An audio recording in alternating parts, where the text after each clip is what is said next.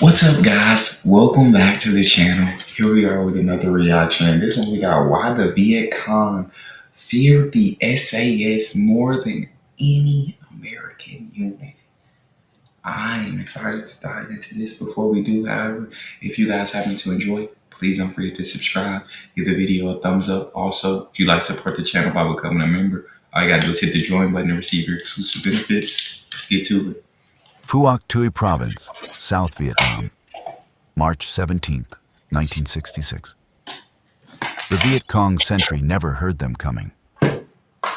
Nguyen Van Tam had survived 2 years in the jungle, learned to detect American patrols from half a kilometer away by the smell of their cigarettes and bug spray, could identify helicopter types by sound alone in complete darkness.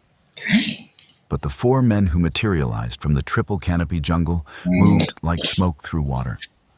No radio chatter, no cigarette glow, no obvious trail signs.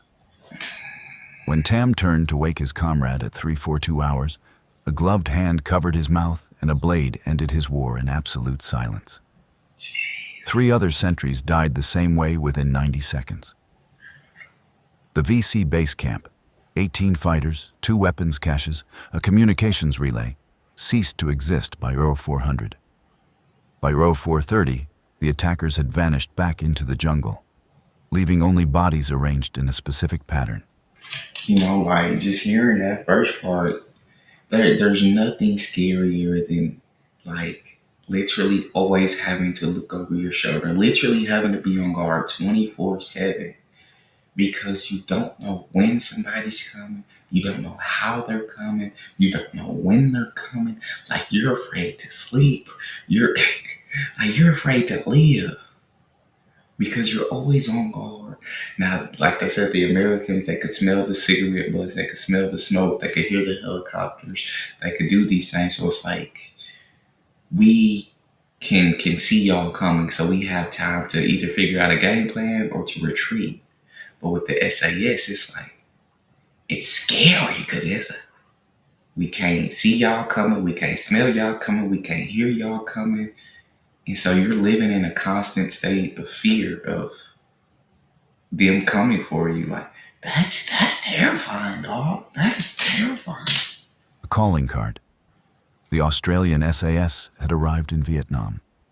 In Hanoi, intelligence officers would spend the next 3 years trying to understand how these ghost soldiers operated.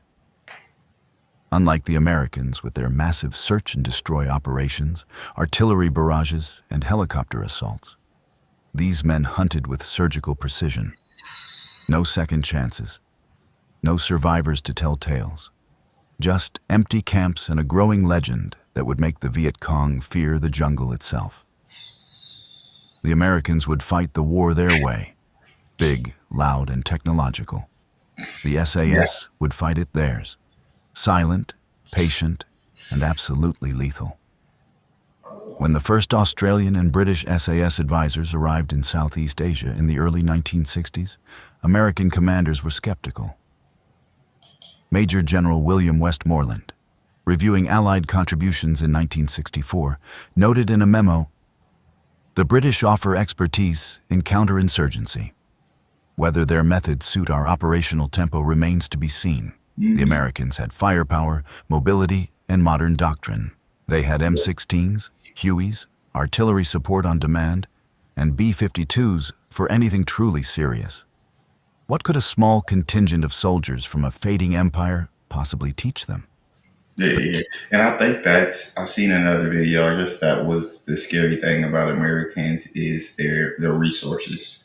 Um, I think even like in World War II, the Germans were like, we were out here counting every single bullet, like struggling, while the Americans could use uh, half of their bullets and throw out the rest. And like that much resources, like how do you fight against someone who has that much resources?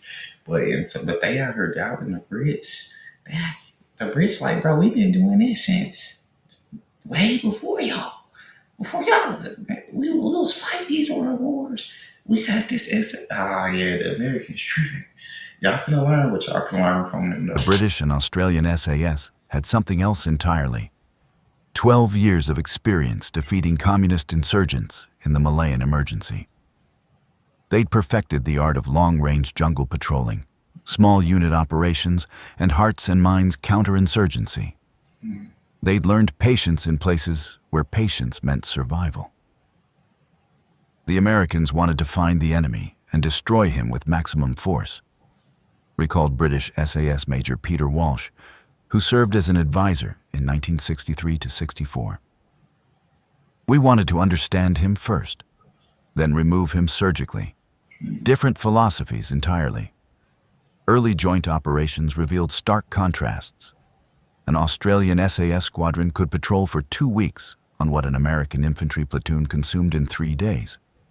They moved through jungle without breaking branches, set ambushes that waited for days, and communicated with hand signals that eliminated radio chatter. American advisors watching Australian SAS training exercises were impressed but unconvinced these tactics would scale. The Pentagon's thinking was rooted in overwhelming force and attrition warfare. Search and destroy operations would find large enemy formations and obliterate them with superior firepower. Body counts would measure progress. Technology would overcome terrain disadvantages.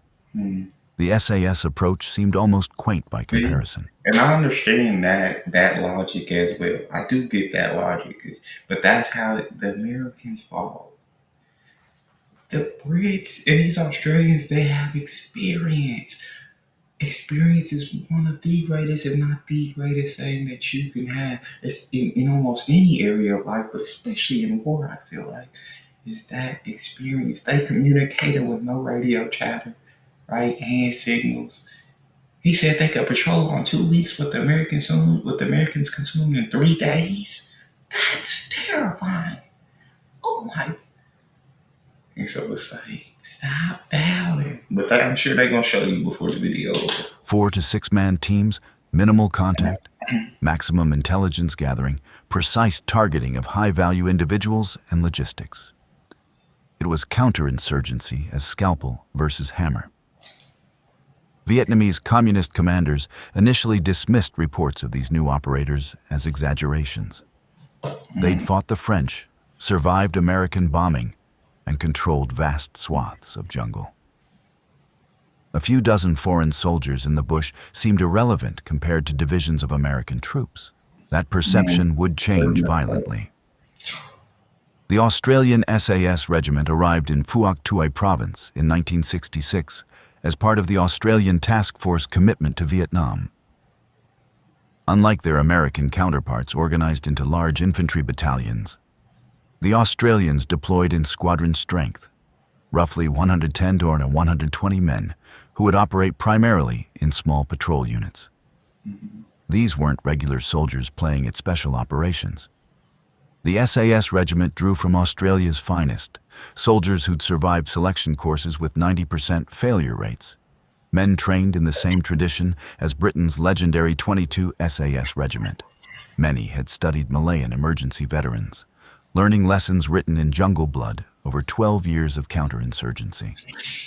Their training emphasized what Americans largely ignored: silent movement, tracking, observation, and patience. An SAS patrol could lie motionless for 16 hours watching an enemy trail, then execute a perfect ambush in 30 seconds and vanish before reinforcements arrived. British SAS advisors, though fewer in number, brought even deeper expertise.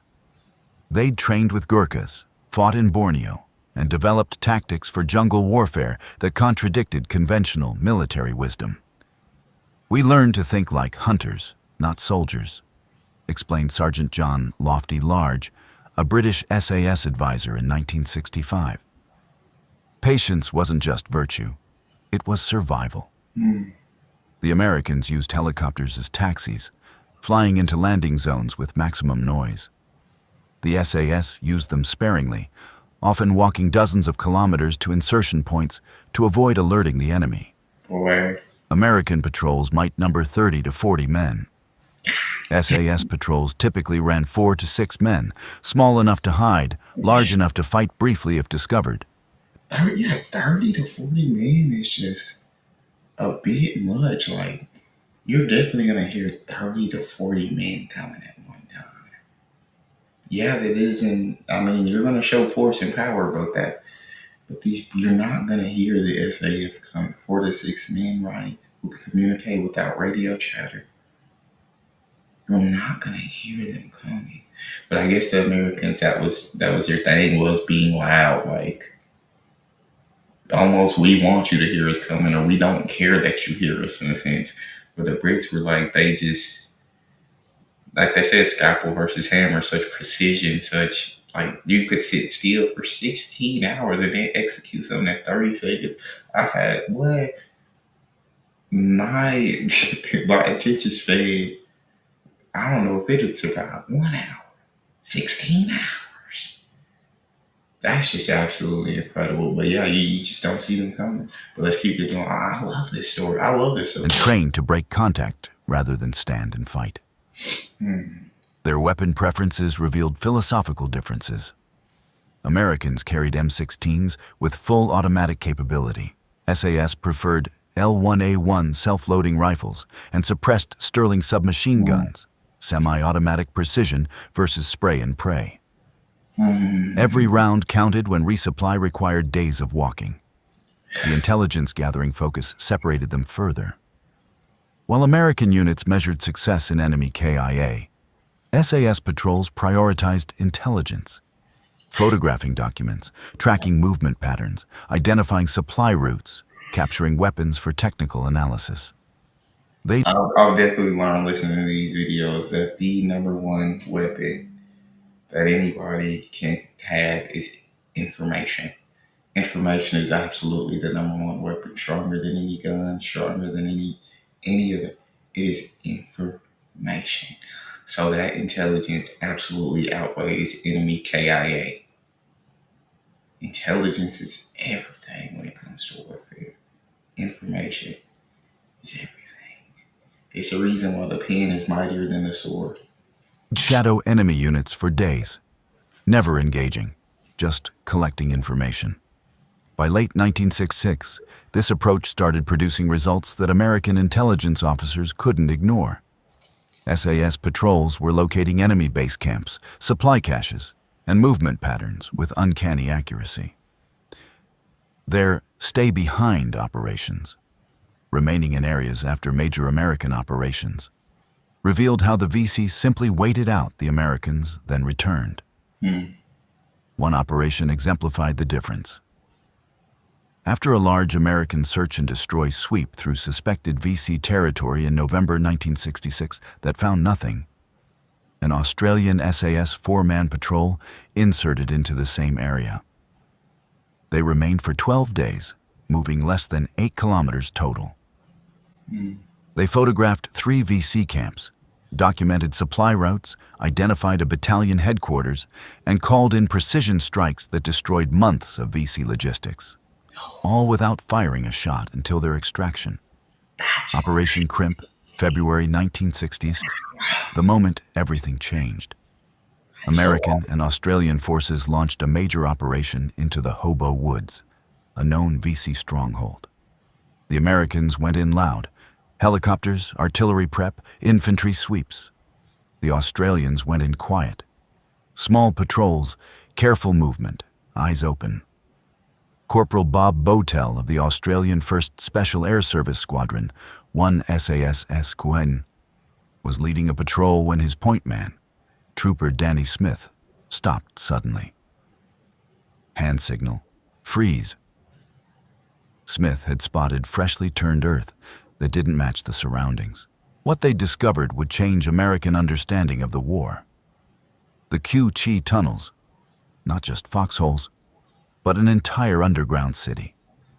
200 kilometers of tunnels, complete with hospitals, weapons factories, sleeping quarters, and command centers. The Americans had been walking over the enemy for months, but discovering tunnels and clearing them required different skills.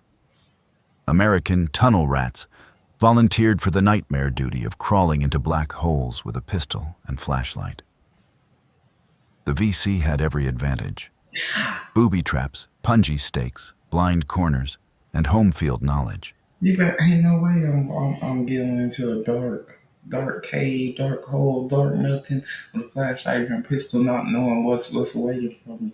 And that's why information, that's why intelligence is so freaking important. Did you see what they were able to do without firing a single shot? The damage that they were able to cause without firing a shot.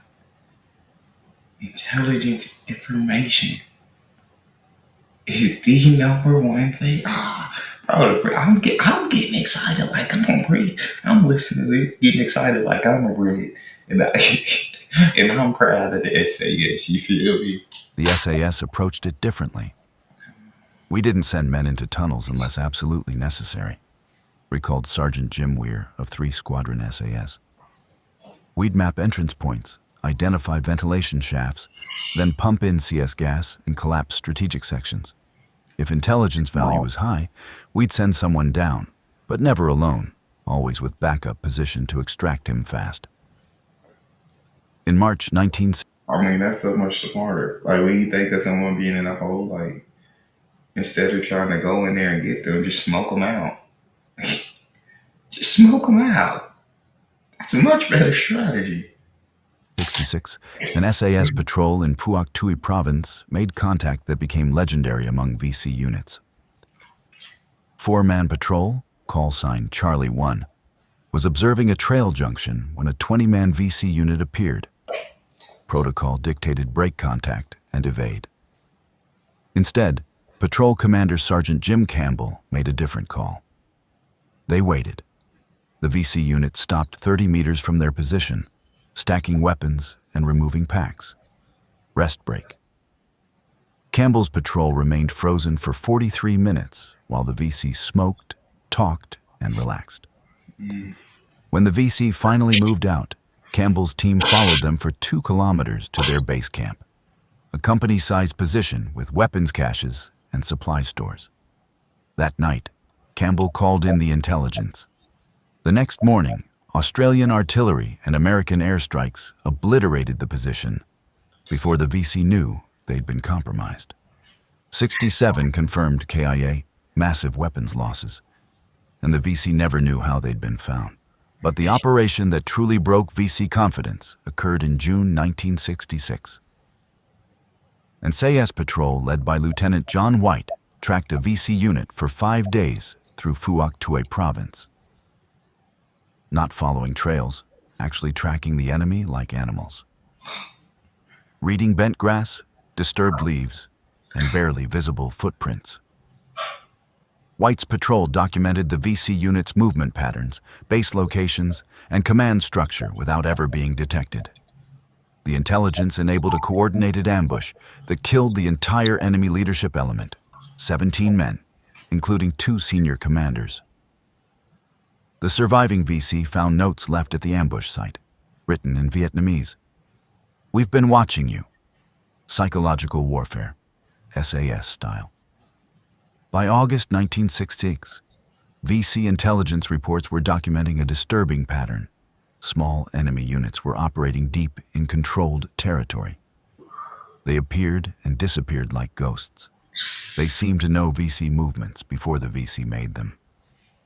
They killed silently and efficiently, That's often terrible. arranging bodies to send messages. A captured document from September 1966 revealed the impact. Unknown enemy. That's terrifying, bro. They move like they're ghosts. They're already here. They know our movements before they know. It almost feels like they know our thoughts before we think them. They know exactly what we're gonna do before we do it. How do you fight against somebody like that? And when you write a report like that and you start thinking like that, you get scared because you feel like there's no way like you can fight against someone who knows what you're gonna do already. Yeah, the SAS, although they might not be taking out as many bodies, bro, what they're instilling in the Viet Cong is fear. What they are instilling is absolute fear. They got them thinking they're fighting ghosts. That's oh my days. Forces, possibly elite American or foreign troops, have established presence in our base areas. They employ unusual tactics. Avoid engagement if possible. Report all unusual jungle signs immediately. The Viet Cong, masters of jungle warfare, were now afraid of their own jungle. The Viet Cong's response to SAS tactics revealed how deeply the threat had penetrated their confidence. By late 1966, VC units in areas with SAS presence implemented new security protocols that their commanders in American-dominated areas didn't bother with. They stopped using regular trails. They doubled sentry rotations. They began random camp relocations every 3 days instead of weekly. They instituted buddy systems where no one moved alone, even for latrine calls. These measures significantly degraded their operational efficiency, which was exactly the point. We weren't trying to kill every VC, explained Australian SAS Captain Ron Large.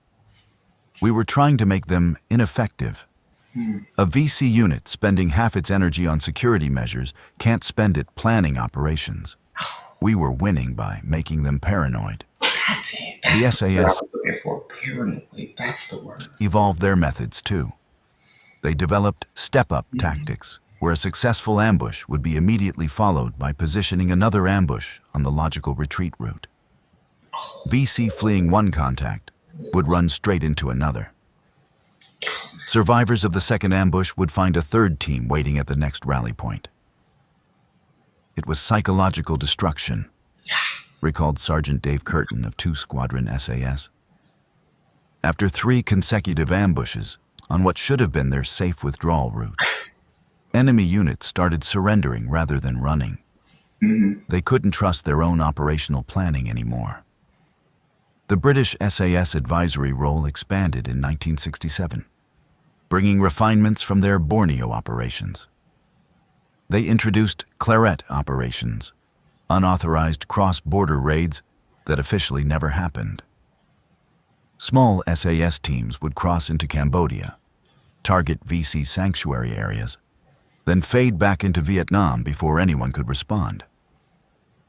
These operations remained classified for decades, but were whispered about in VC base camps. The ghosts could cross any border. American units began requesting SAS training.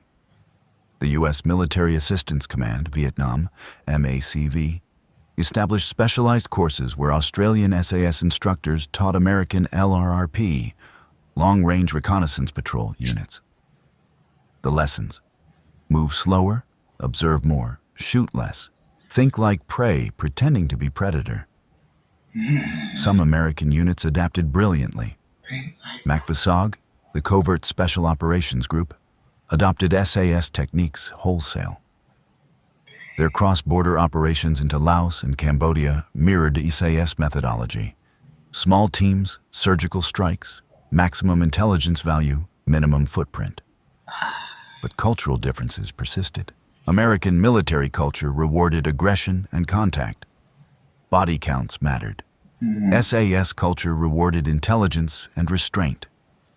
Patrols that never fired a shot but brought back actionable intelligence were celebrated. To me, you can just understand, yeah, definitely a culture shift, but to me, just it feels like the SAS in how they're explaining it has such a maturity to them. It's like they understand what truly breaks down an enemy.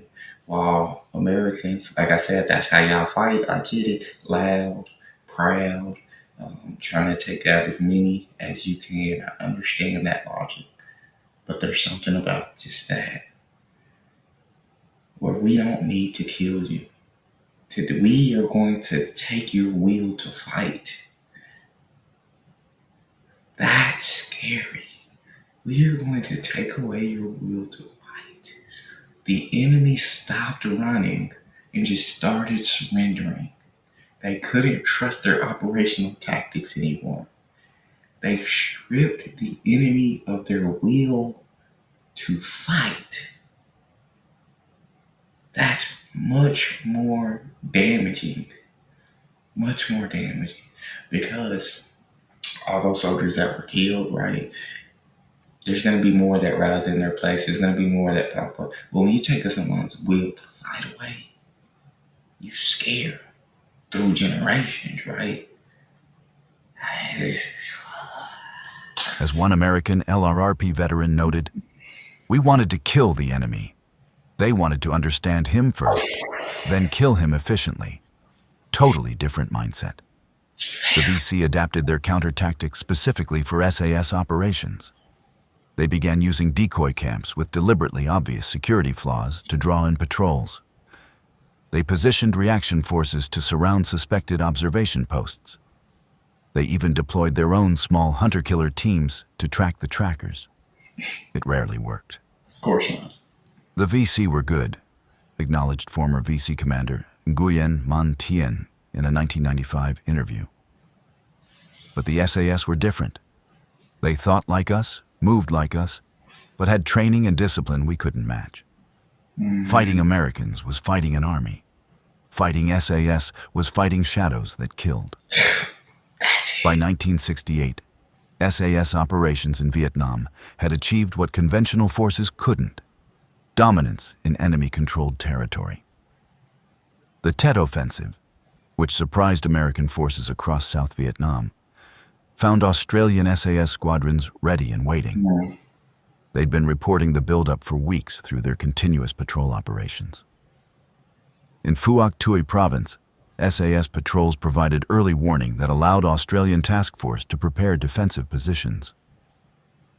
While American bases were overrun elsewhere, the Australians repelled attacks with minimal casualties.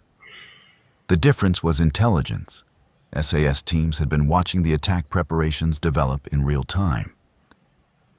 The statistics tell part of the story. From 1966-1971, Australian SAS squadrons rotated through Vietnam with approximately 600 total personnel.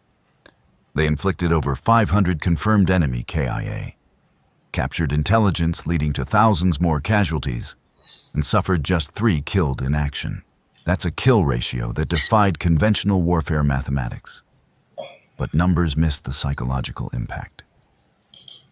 A captured NVA officer interrogated in 1969 described his unit's standing orders regarding SAS patrols. "If you see them, don't engage. Report position and withdraw. They always have support nearby and they never lose." That last part wasn't strictly true. SAS patrols could be overwhelmed by superior numbers. But the perception was what mattered. VC and NVA units genuinely believed that engaging in SAS patrol was suicide. The reality was more nuanced, but reality wasn't what controlled behavior in the jungle. The British SAS advisory mission reached its peak effectiveness in 1968 to 1970. I just think there's nothing. I loved when he said, "We tried to kill the enemy." They first tried to understand the enemy. How do they think? How do they react when this happens? But understand the enemy. And then kill them efficiently. Understanding outcomes on them is so ridiculously important. Not just in warfare, even when you may be arguing with your spouse, your kids may be acting up. And instead of just, right, yelling back or getting on to them, first try to understand why they do what they do. What motivates them? Why did you make that decision? Why is my wife mad at me? What is the source behind it? That's so freaking. The British SAS, man. I'm becoming a fan. I'm about to go buy British SAS jerseys. This is crazy. When their training programs had produced multiple generations of American LRRP and Special Forces soldiers who understood jungle warfare as craft rather than chaos, these units began producing their own successes, applying patience and observation over firepower and aggression. The SAS taught us that silence was a weapon, recalled Staff Sergeant Billy Waugh, a MACV-SOG operator. They showed us that watching the enemy for 3 days before attacking was better than attacking immediately. They proved that 4 quiet men could accomplish what a platoon with air support couldn't. Perhaps the ultimate measure of SAS effectiveness came from enemy action or inaction. By 1969, certain areas of Phuoc Tuy province were effectively VC-free, not because of major operations, but because the VC simply abandoned them. The cost of operating in SAS territory exceeded any strategic benefit. They couldn't move safely, couldn't rest securely, couldn't plan effectively.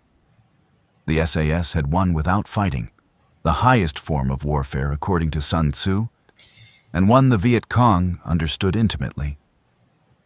Being beaten at their own philosophy was a bitter pill. The Australian SAS withdrew from Vietnam in 1971, their mission complete. They'd proven that small unit excellence, properly applied, could achieve strategic effects that massive conventional operations couldn't. The Americans would continue their war for another 4 years, but the lessons had been learned, if not always applied. Modern Special Operations Forces worldwide study SAS operations in Vietnam as masterclass examples of counterinsurgency done right. The patience, the intelligence focus, the restraint. These became doctrinal foundations for special operations in Iraq, Afghanistan, and beyond. We didn't win the Vietnam War, reflected Major General John Essex Clark, who commanded Australian SAS squadrons in Vietnam. But we showed there was a better way to fight it. Whether anyone was listening is another question. The Viet Cong learned their own lessons. Former VC fighter Truong Nhu Tang wrote in his memoir, "The American military was powerful but predictable. The SAS was different, patient, precise, and terrifying in their efficiency. Jeez. We feared them because they fought like we did, only better." That fear was the SAS's greatest weapon. Not the rifles, not the training, not even the kill ratios. Yeah. The fear that the jungle itself had turned against the Viet Cong, that nowhere was safe, that the hunters had become the hunted. 3,000 words couldn't fully capture what 4-man patrols accomplished in the Vietnamese highlands. But those patrols proved a timeless truth. In unconventional warfare, the quality of soldiers matters more than quantity. Precision beats firepower. Patience conquers aggression. The Americans brought an army to Vietnam. The SAS brought something more dangerous: understanding. Understanding that winning hearts required protecting villages, not destroying them. Understanding that intelligence mattered more than body counts. Understanding that sometimes the most powerful thing a soldier can do is watch, wait, and strike only when victory is assured. The Viet Cong feared the SAS because the SAS were everything they thought they themselves were. Yes.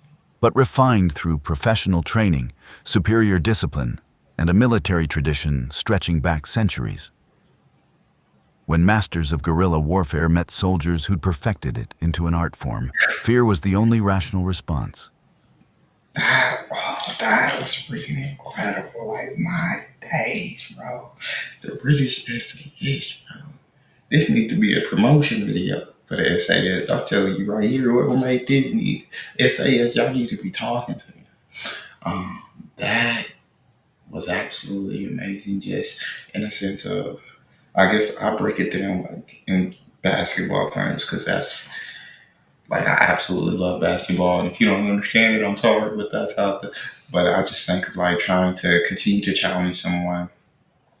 They may have a different style than you, but you're playing them, and you're like,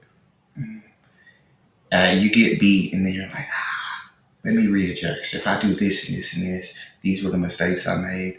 I know I can beat them. Maybe they beat you again. Okay, I see where I went wrong. Let me do this, this, and this. But there's something different when somebody steps on the court and they're just better than you. And you know, and they make you know it through their play. They're just better than you. You go back after that loss and you have nothing to write down, because it's like, They're just better than me. Yeah, I'm not challenging them again because they're just better than me.